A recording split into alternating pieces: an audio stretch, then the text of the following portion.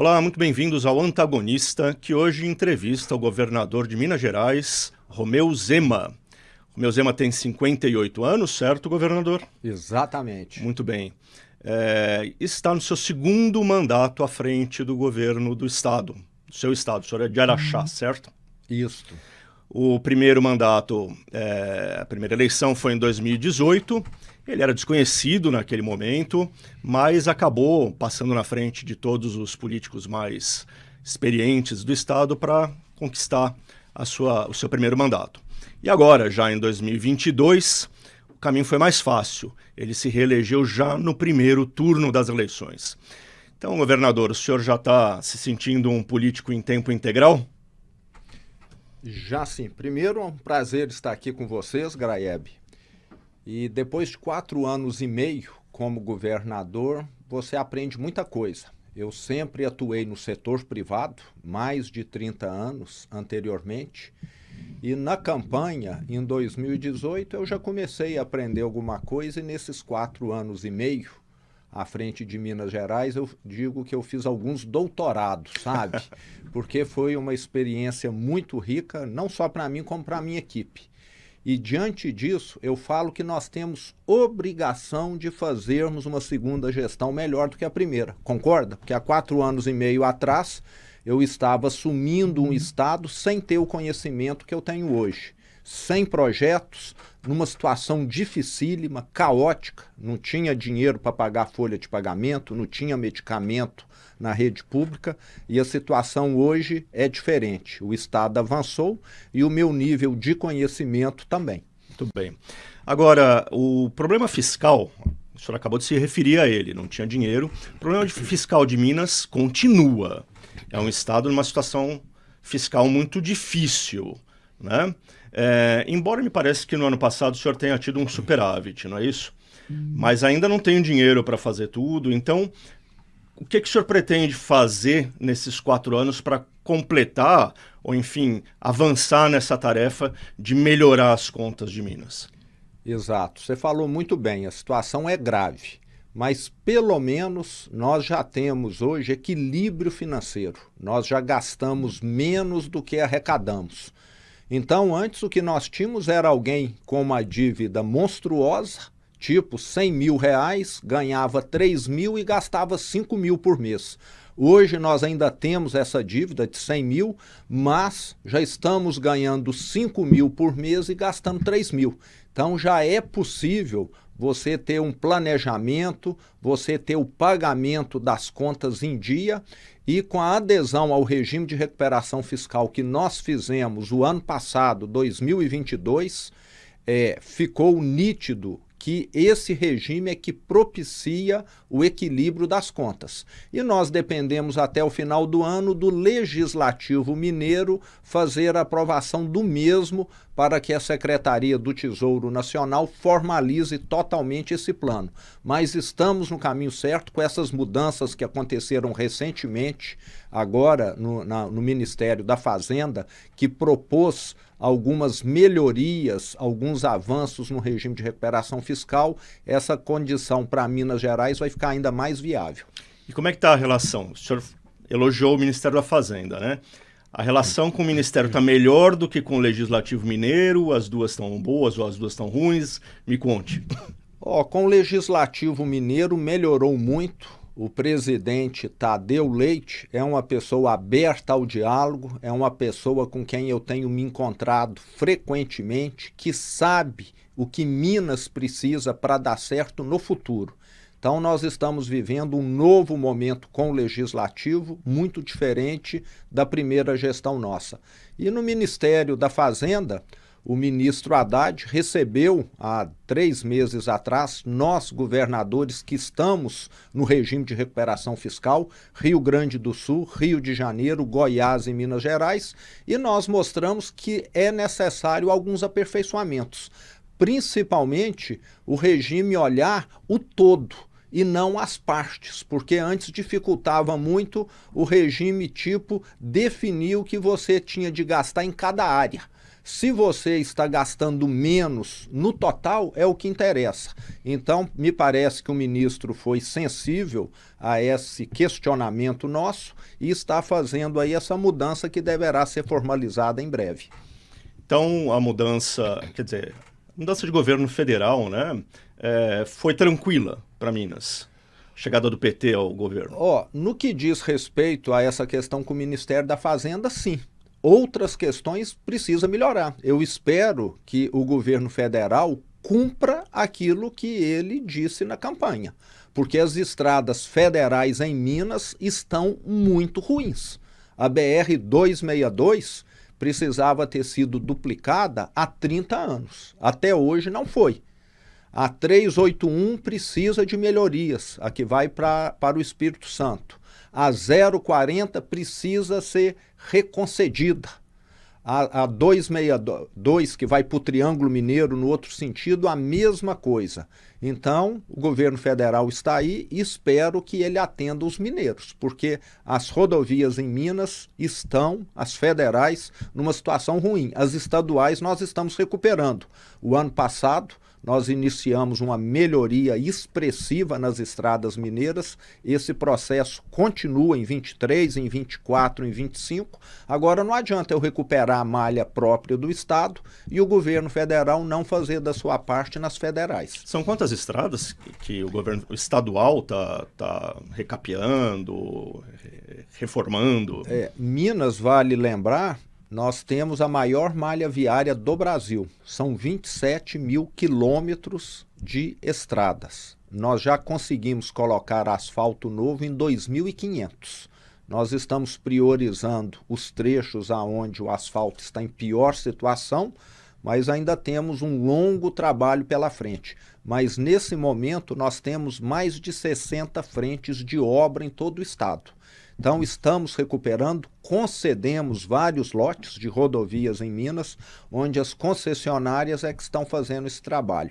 Então é um trabalho de médio e longo prazo. Para as rodovias mineiras ficarem boas, nós vamos levar aí 2, 3, 4 anos, mas esse processo está em andamento. Todo mês que passa, o percentual de rodovias em estado ruim tem diminuído. Esse processo de concessão de estradas é uma novidade em Minas? Como é que ele está caminhando? Minas, de certa maneira, tinha tido alguns avanços lá atrás e depois ficou estacionada. Nós tivemos a MG 050, que mais ou menos é a que liga Belo Horizonte a Ribeirão Preto, passando por São Sebastião do Paraíso, por Passos.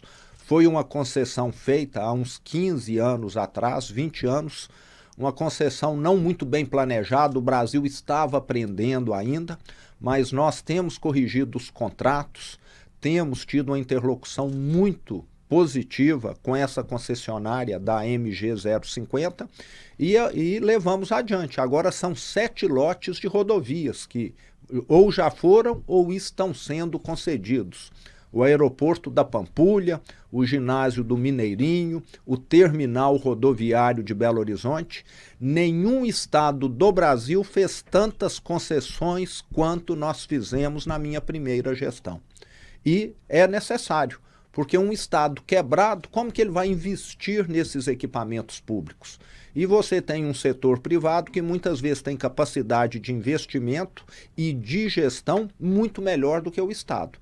Então é uma parceria que está funcionando, que está dando certo e que vai ajudar a colocar Minas nos trilhos como nós temos feito.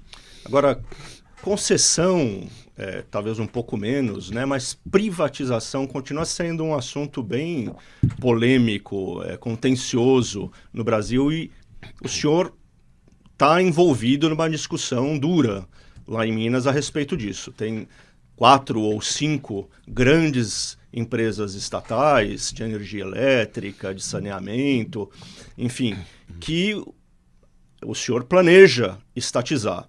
Mas para isso é preciso vencer resistências de opinião pública, me parece, e sobretudo dentro do legislativo.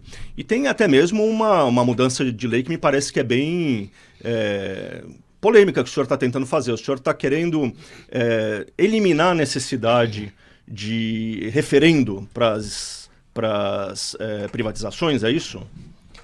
Exato, Graeb. Primeiro eu tenho de dizer que nós já fizemos grandes avanços. A CEMIG hoje tem mais de 100 CNPJs a menos do que ela tinha há 4 anos e meio atrás. Nós vendemos várias subsidiárias da CEMIG, algumas conhecidas aí no mercado, como a Light, que hoje, se a empresa fosse vender, valeria talvez 5% daquilo que nós apuramos, apesar de ter sido um investimento que deu prejuízo para a empresa, porque lá atrás, bem antes do nosso governo, compraram essa participação por um valor muito maior. Vendemos a Renova, um parque eólico gigante no sul da Bahia, também com prejuízo, já que era uma empresa em recuperação judicial, e estamos vendendo Belo Monte e Santo Antônio. Então já há um avanço muito grande no que diz respeito àquilo que não depende de autorização legislativa. Imóveis do Estado, a mesma coisa, e tudo isso fez com que a empresa ficasse mais focada em fornecer energia elétrica para os mineiros e não em projetos que dão prejuízo Brasil afora, como aconteceu. E na Assembleia, nós acreditamos que teremos essa mudança legislativa, que não seja mais necessário um referendo popular. Os deputados são os representantes do povo.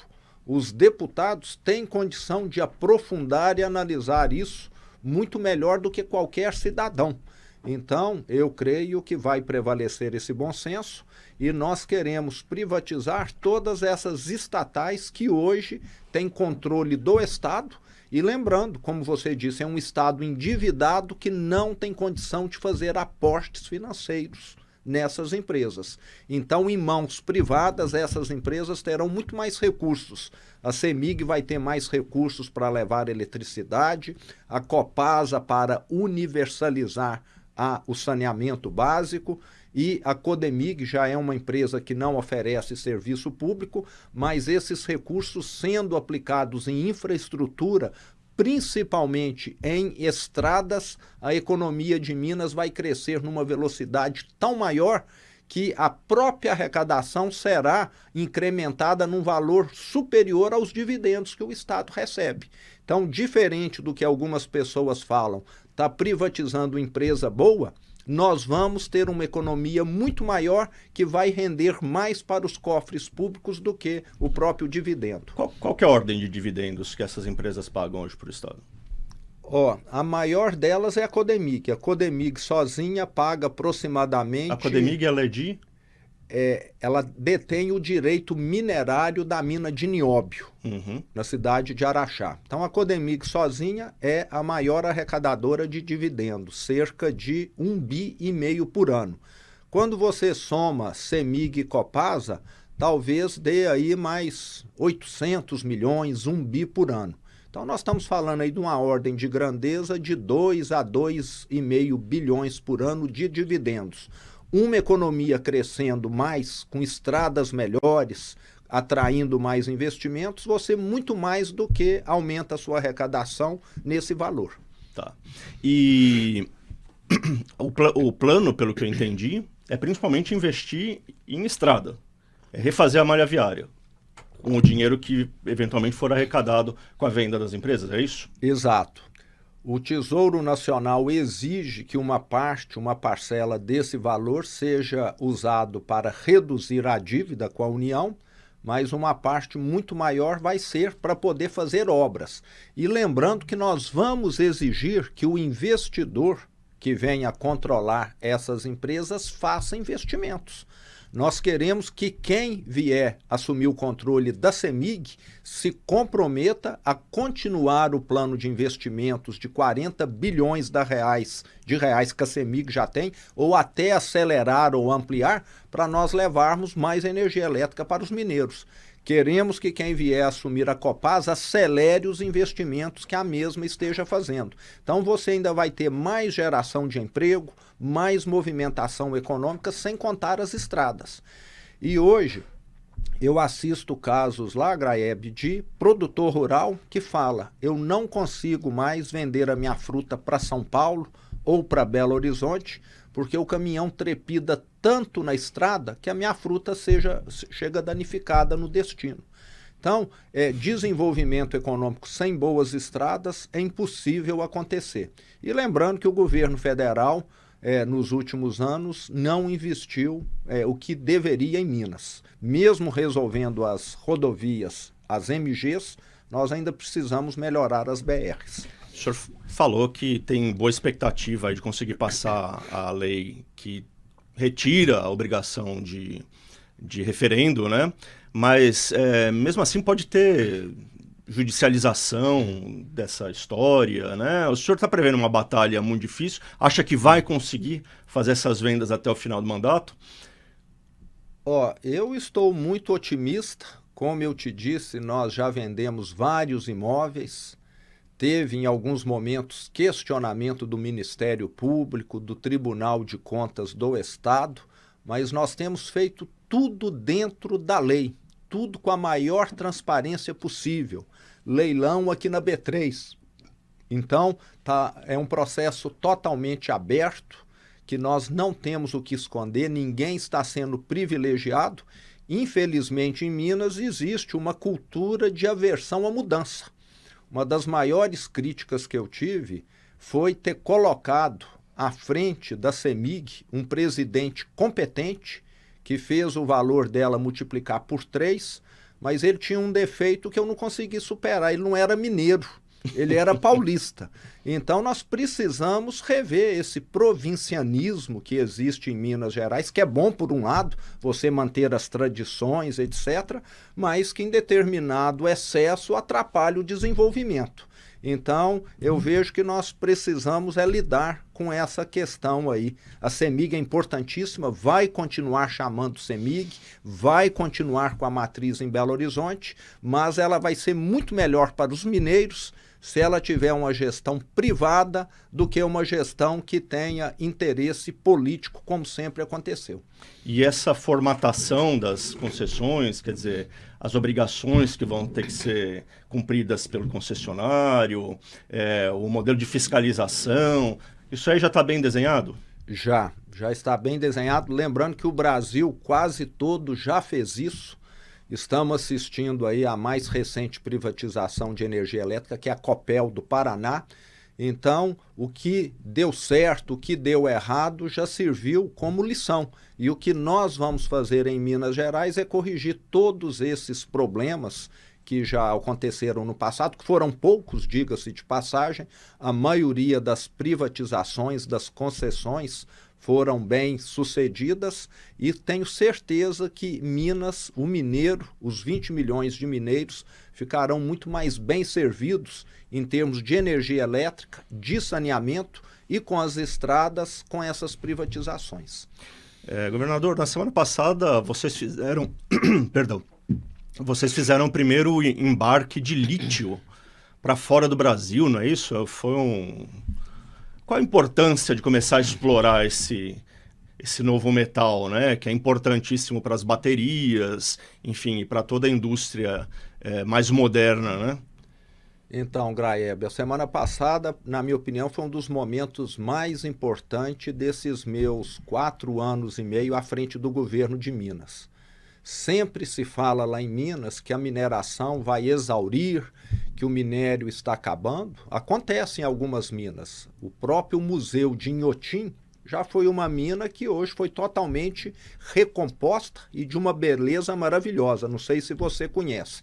Então, muita gente contrária à mineração não vê que muitas vezes você pode ter uma área até mais bonita do que antes do ciclo da mineração. E nós estamos iniciando agora um ciclo novo, que é o ciclo do lítio, no Vale do Lítio, no Vale do Jequitinhonha, que sempre foi chamado de região menos desenvolvida do estado e que agora está tendo aí a oportunidade de criar milhares de empregos. Inclusive, eu estive em Itinga no início desse ano, fui cortar o cabelo lá, num barbeiro, Gabriel, e eu gosto muito de ir no chão de fábrica. Esse corte é do Gabriel? Não, depois disso eu já cortei, uma ou duas vezes então já. Não podemos avaliar. Mas ele cortou muito bem.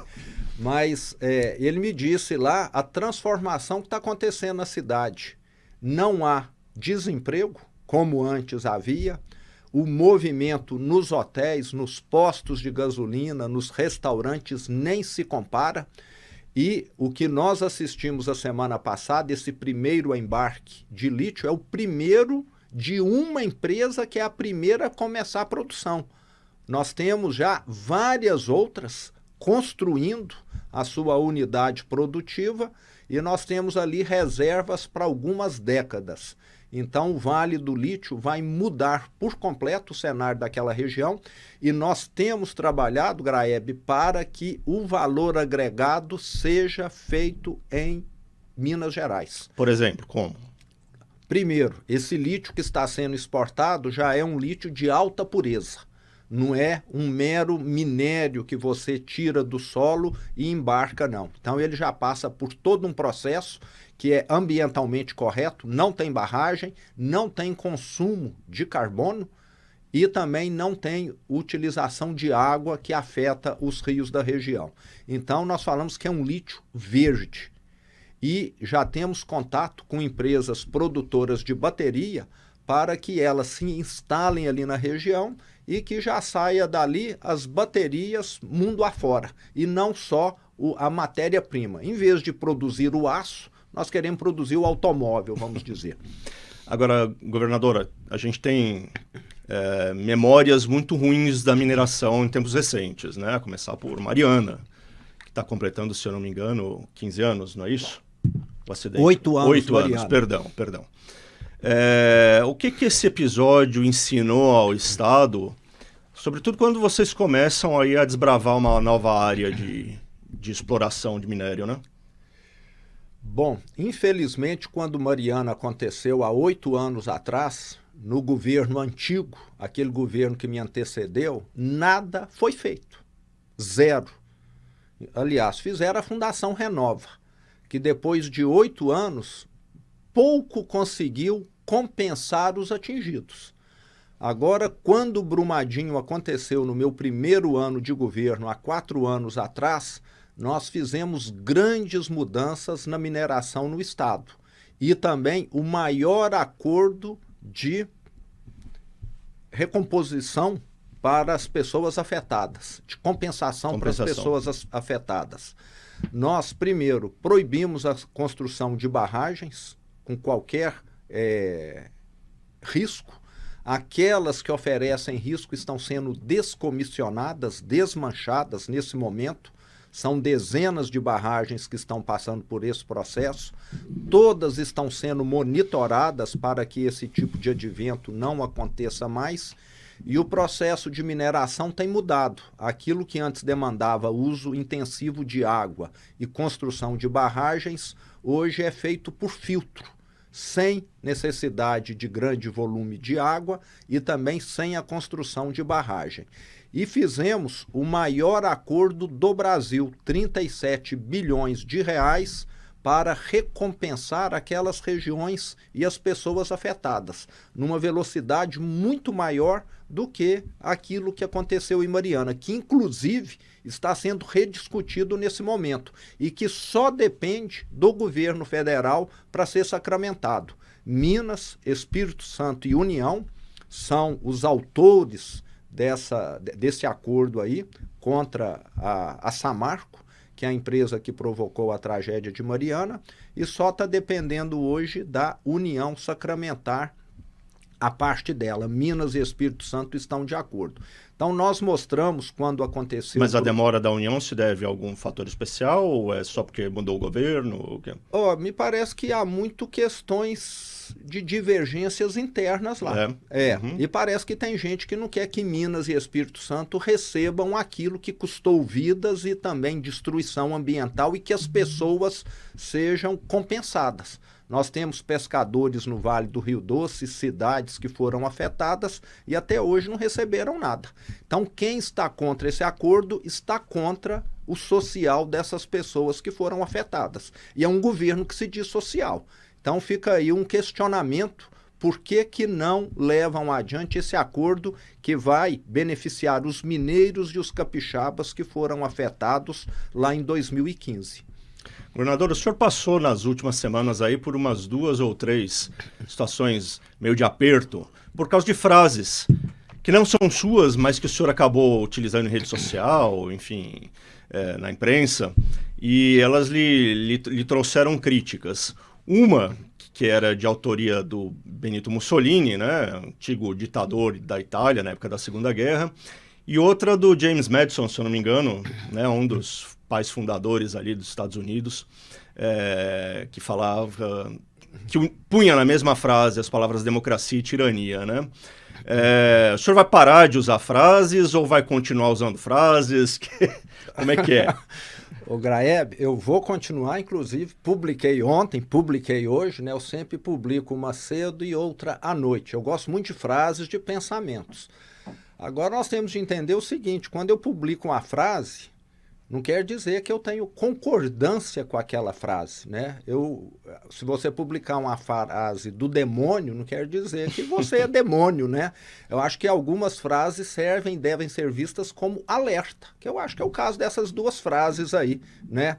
É você querer, no caso do Mussolini, um Estado totalitário, que não é o que vai levar o Brasil adiante, mas não é, quem me conhece de forma alguma, aquilo que eu endosso. E quem acha que a democracia resolve todos os seus problemas automaticamente, eventualmente, como já aconteceu em muitos países, alguém que não é democrata pode ser eleito. Alguém que queira se tornar ali algo bem diferente de um democrata de fato, que acredita em renovação de poder. Então são frases que servem de alerta. Infelizmente alguém acha que é o meu posicionamento, mas não é de forma alguma. Mas eu já defini que esse tipo de polêmica eu vou me poupar, porque não é o que eu penso. Então vou passar a publicar frases mais naquela linha do que eu acredito, do que na linha do que eu não acredito, que é muitas vezes para servir de alerta. Então vou colocar um alerta lá. Alerta de ironia? Vou colocar ali, né? Será que não é isso que está acontecendo no Brasil nesse momento, entende? Vou colocar ali um alerta bem grande, para não haver mais mal-entendidos. Qual é a frase de hoje? Vamos pegar aqui a de hoje aqui. A de hoje está bem dentro aí do contexto. Vamos pegar aqui, ó.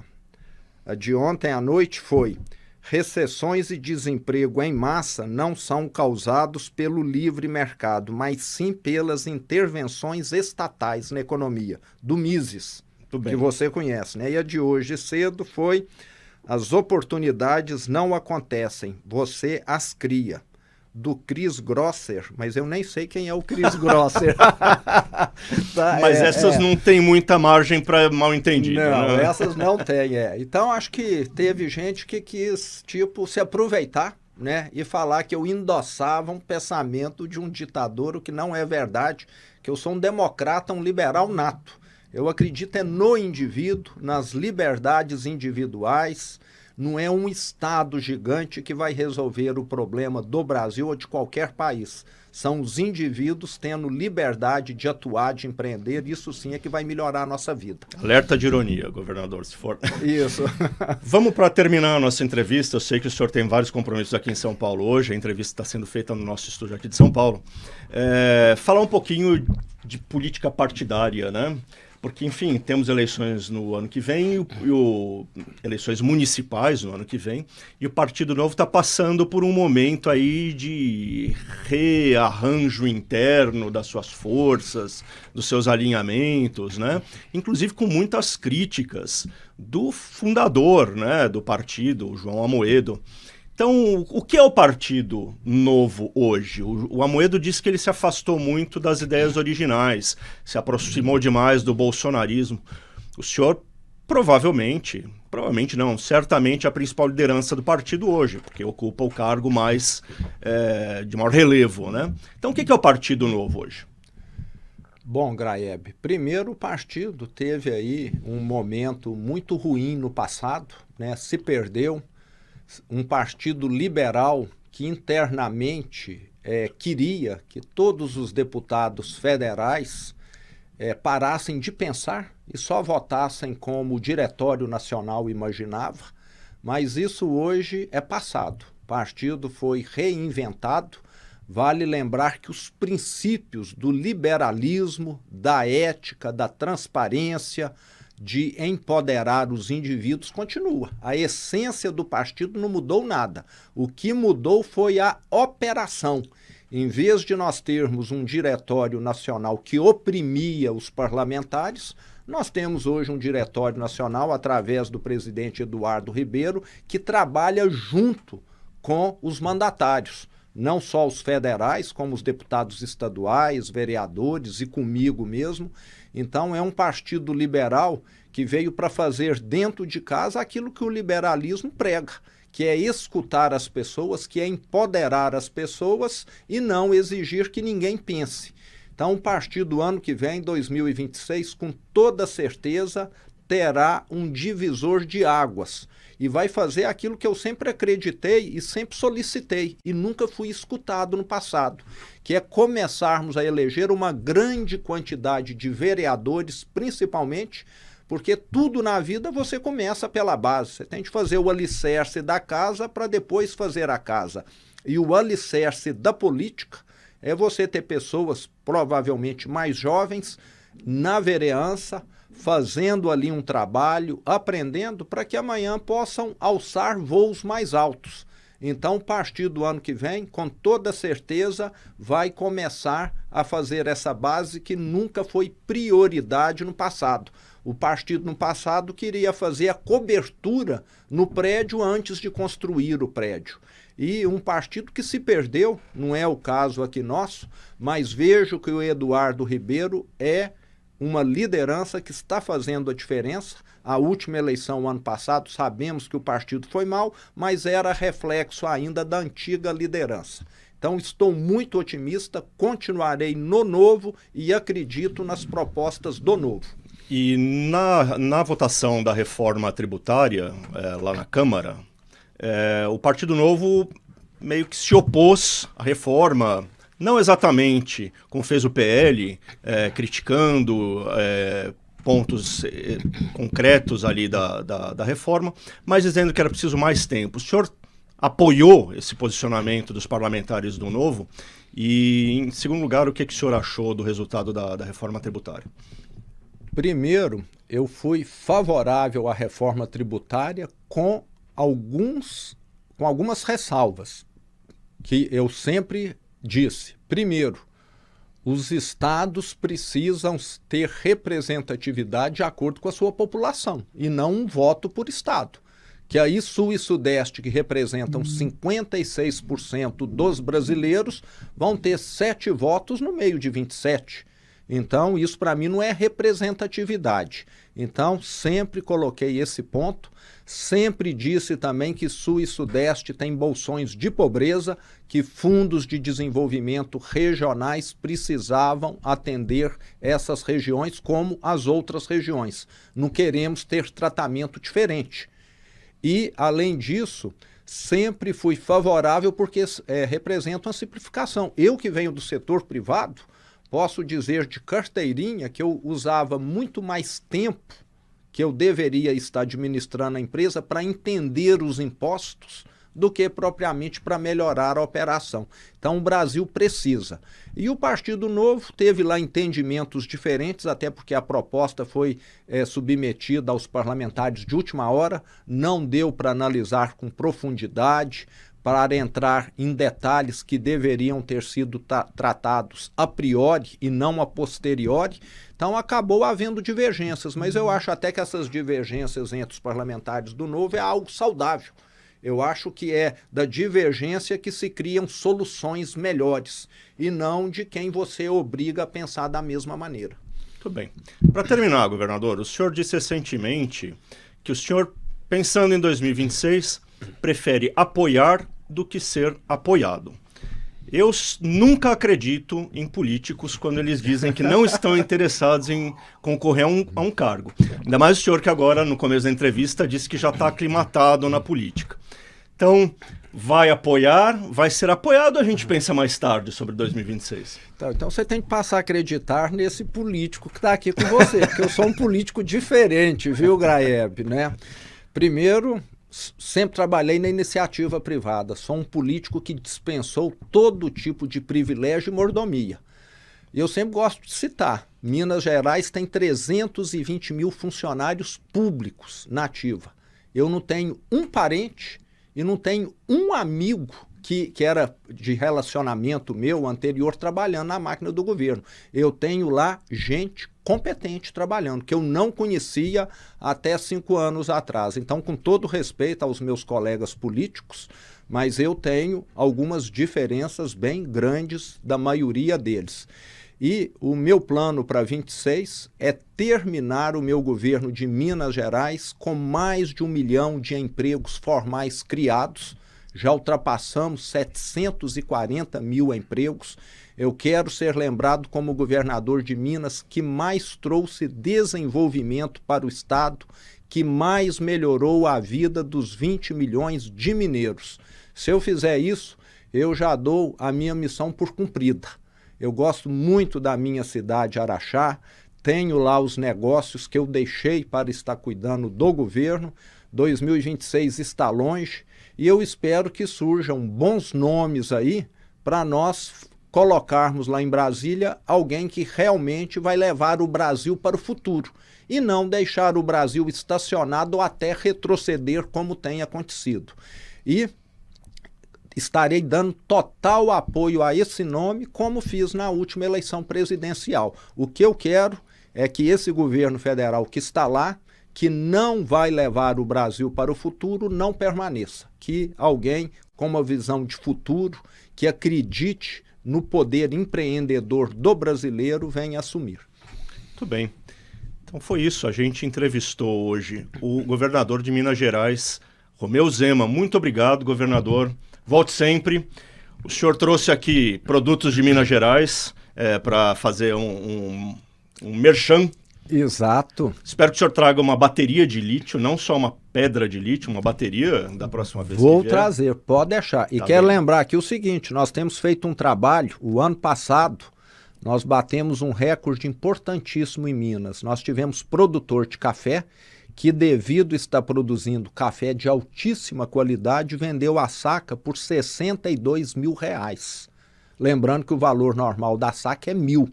Isso porque nós estamos fazendo um trabalho com café semelhante a vinho. Não tem vinho de todo preço? Por que não pode ter café de todo preço? A mesma coisa com a cachaça aqui também. Estamos regularizando os produtores de cachaça e de queijo, que no passado muitas vezes ficavam na informalidade, e também valorizando esses produtos que são tão mineiros. Então, isso remunera melhor o produtor, gera emprego e traz mais desenvolvimento. Muito bem. Muito obrigado, governador. Até a próxima. Obrigado a vocês que nos assistiram. Um abraço.